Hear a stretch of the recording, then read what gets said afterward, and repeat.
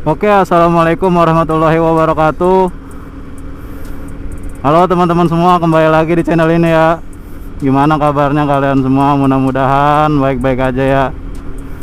Dan untuk kali ini gua bakal ngebahas nih ya tentang beberapa kelebihan dan kekurangan dari motor ini, guys.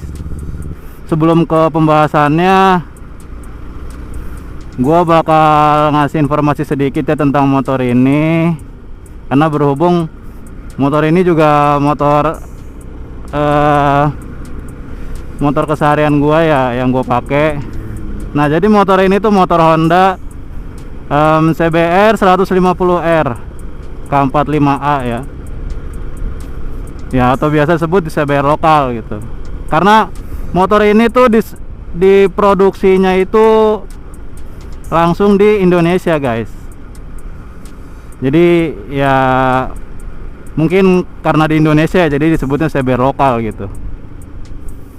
Nah, motor ini memiliki kapasitas mesin itu 150 cc ya. Motor ini diproduksinya itu tahun 2014 sampai tahun 2016 kalau nggak salah ya. Nah, motor ini umurnya cuma 2 tahun, guys. Jadi nggak lama gitu diproduksinya. Gue juga nggak tahu ya kenapa, padahal dari motor itu gue lihat looknya itu bagus gitu.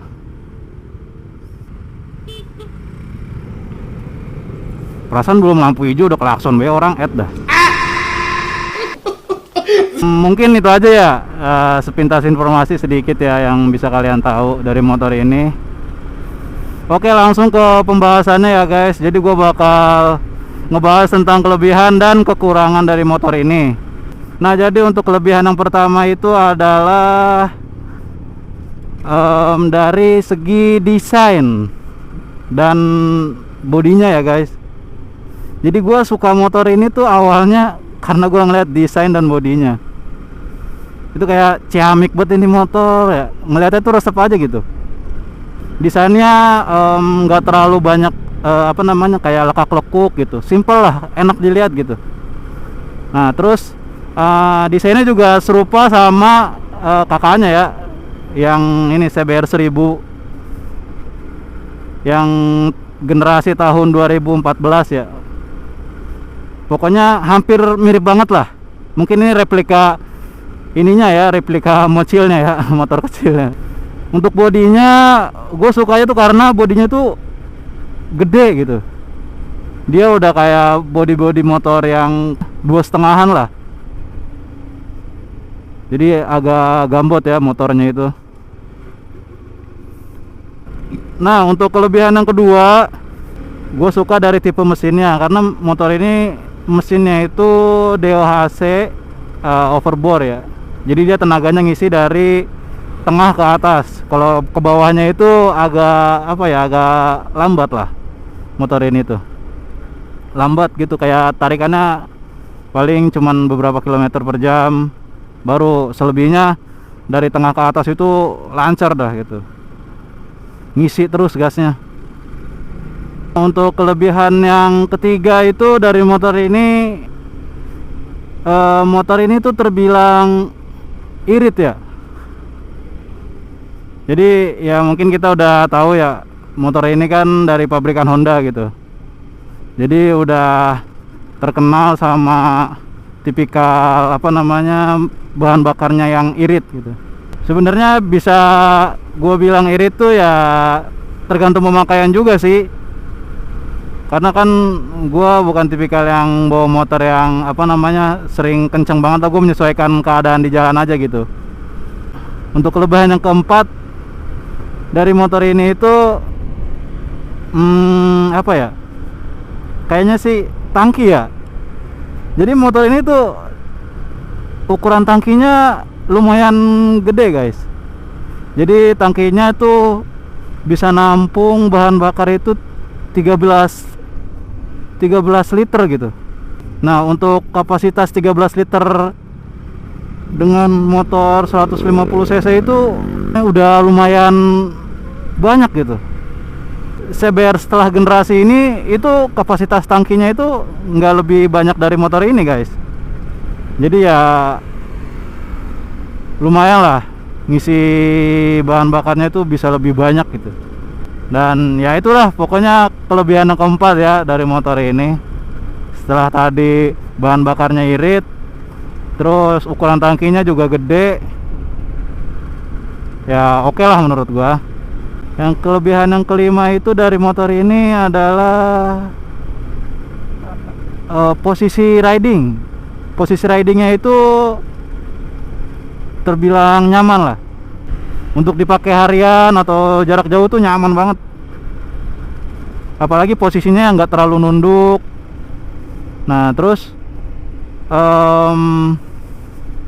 untuk boncengernya juga posisi yang di belakang itu nyaman sih duduknya, karena dia nggak terlalu nungging. Motor ini tuh agak apa namanya ya, nggak terlalu nunduk gitu. Oke banget lah buat orang yang suka riding santai gitu ya, posisi yang nyaman lah. Ini motor ini cocok banget guys. Itu aja kelebihan yang bisa gua kasih tahu ke kalian. Nah sekarang gue bakal ngebahas tentang beberapa kekurangan dari motor ini ya. Nah untuk kekurangan yang pertama dari motor ini itu kekurangannya adalah di rantai ya. Jadi di motor CBR ini tuh rantainya itu agak berisik ya. Jadi suka timbul suara kricik gitu. Itu kayak ngeganggu banget gitu. Ya mungkin rantainya kan emang di gearnya itu, di gear setnya ya, itu kan ada railingnya ya, supaya buat rantai itu nggak loncat gitu, nggak keluar dari jalur gitu ya. Mungkin itu juga sih kayaknya gesekan-gesekan itu ya dari tipe gear setnya gitu, bawaan Hondanya ya. Ya mungkin untuk pengguna CBR ini atau beberapa motor sport Honda gitu yang naked atau yang fairing, pasti nggak asing sama keluhan dari rantainya ya. Dan motor ini juga rantainya itu suka kendor, kadang kendor, kadang ngenceng. Gue juga nggak tahu udah kenapa itu. Nah jadi harus sering-sering dicek ya untuk rantainya itu. Ya kalau kendor dikencengin, kalau terlalu kenceng dikendorin, karena nggak bagus juga sih terlalu kendor, nggak bagus gitu. Terlalu kendor takutnya rantai keluar dari relnya gitu. Kalau terlalu kenceng tarikan motor jadi lebih berat gitu. Nah yang kedua itu kekurangannya ada di spion guys. Jadi spion CBR lokal ini tuh spionnya tuh baplang banget, gede gitu. Jadi untuk ukuran spionnya itu terlalu panjang guys. Jadi agak kurang nyaman lah. Apalagi kalau spion yang terlalu gede itu kan kalau kita manuver gitu ya di jalanan macet atau di tempat-tempat jalan sempit gitu tuh kurang oke gitu, karena takutnya kena senggolan gitu. Nah terus spionnya itu juga nggak bisa ditekuk gitu. Bisa ditekuk, tapi dia kalau ditekuk itu harus dikendorin dulu pakai kunci gitu. Dia nggak bisa langsung diginiin gitu. Walaupun bisa kita setel nggak terlalu kencang ya, tapi kan kayak ngerusak apa namanya, ngerusak ulirnya gitu. Jadi kan ya kalau misalnya kita udah ukur yang pas, paling ya itu kita patenin gitu kan, udah nggak bakal di apa namanya, nggak bakal dilipat gitu. Menurut gue sih agak ribet ya. Kalau misalnya untuk motor sekarang kan paling ditekuk itu udah nanti dibuka lagi. Nah itu kan kayak lebih simpel lah. Jadi settingannya paling cuma di bagian spionnya aja gitu. Kagok lampu merah wae. Padahal mah asa kosong jalan teh. Nah kekurangan yang ketiga itu ada di bagian, salah satu bagian bodinya guys. Nah bagian bodinya itu adalah bagian bodi yang di belakang. Menurut gua motor ini tuh udah sporty banget lah, udah oke lah untuk motor sport fairing gitu ya. Tapi bagian belakangnya itu kurang sporty gitu, karena bentuknya tuh gede banget. ya nggak lancip gitulah bagian belakangnya. Ya mungkin juga itu sesuai fungsi ya, karena kan mungkin dia nyesuaiin posisi jok pengendaranya yang agak lebih gede gitu, bagian belakangnya tuh jadi nyaman gitu yang duduk gitu kan. Kalau misalnya ada tuh yang beberapa motor di pabrikan lain tuh kan walaupun sporty belakangnya ngeruncing lah gitu, ngecil gitu, tapi posisi tempat duduknya juga ikut kecil, jadi kurang nyaman gitu untuk boncengersnya. Kalau untuk motor ini walaupun bodi belakangnya emang agak gede, tapi ya masih oke lah sih menurut gua. Tapi kayak coba kalau misal bentuknya lebih slim gitulah, itu kan lebih kayak sporty banget lah bentuknya. Oke, itu yang bagian ketiga. Untuk yang keempat itu kekurangannya ada di harga spare partnya guys. Ini tuh harga spare part motor ini tuh masih lumayan terbilang mahal ya menurut gua. Gue juga nggak tahu kenapa, tapi kalau beberapa part yang pernah gue beli gitu kan, misalnya ada kerusakan di bagian tertentu, gue pernah beli harganya itu lumayan agak mahal gitu. Itu yang originalnya biasanya, tapi untuk yang KW nya atau yang aftermarketnya itu ada yang lebih murah, tapi kan kadang nggak sesuai gitu ya, atau ketahanan waktu jangka lamanya itu nggak lama gitu. Nah, untuk yang kelima menurut gua itu dari segi apa ya, kayaknya sih penjualan motor ini ya, untuk harga jualnya itu motor ini udah turun gitu. Kalau gua ngeliat di beberapa marketplace gitu, penjualan motor ini tuh harganya waduh bisa dibilang turun banget lah, sangat disayangkan gitu. Jadi bisa turun dari setengah harga jual barunya ya, setengahnya itu ya paling bisa di harga 15 ke bawah lah. Itu pun kalau misalnya kondisinya masih bagus lah, masih grass, kilometer rendah, kondisi mesin masih good, masih bagus lah, terus nggak banyak kendala, nggak ada crash. Ya pokoknya minusnya sedikit lah, mungkin minus pemakaian atau apa gitu. Jadi ya harganya lumayan turun gitu. Tapi mungkin kayaknya seiring berjalannya waktu bisa naik lagi kayaknya harganya sih. Ya mudah-mudahan lah. Jadi kekurangan yang keenam itu ada di tutup tangki. Jadi tutup tangkinya itu kalau kita buka nggak bisa digituin tuh. Jadi tangkinya itu nggak bisa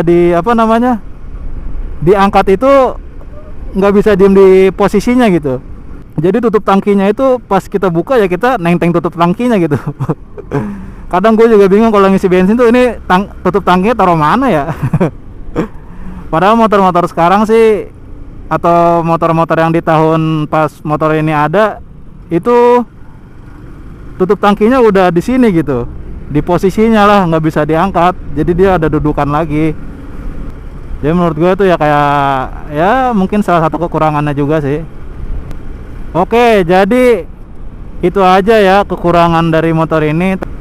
Mungkin kalau dari teman-teman ada yang pengen nambahin ya kalian bisa tulis di kolom komentar lah, kita sama-sama sharing gitu.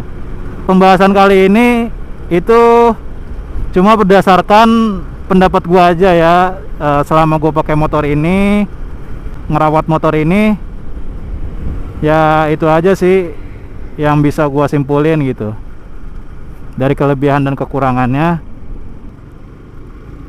Oke, jadi kalau misalnya kalian suka sama video gua bisa di like ya, bisa di share juga. Mungkin ini jadi tambahan informasi juga buat yang belum tahu atau yang pengen punya motor ini gitu. Ya menurut gua sih di tahun 2025 ini punya motor ini tuh masih oke gitu. Kita beli motor ini masih oke banget. Ini masih worth it banget buat dibeli, masih worth it banget buat dipakai motor ini. Tapi ya kita juga harus pintar-pintar juga buat milah motornya yang kondisinya masih fresh, masih good lah gitu, dan nggak terlalu banyak minusnya.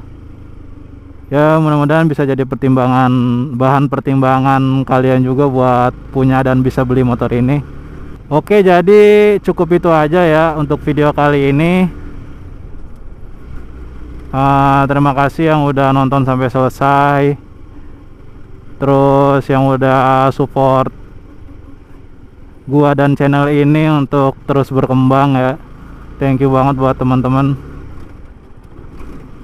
Oke, jadi gua tutup videonya ya.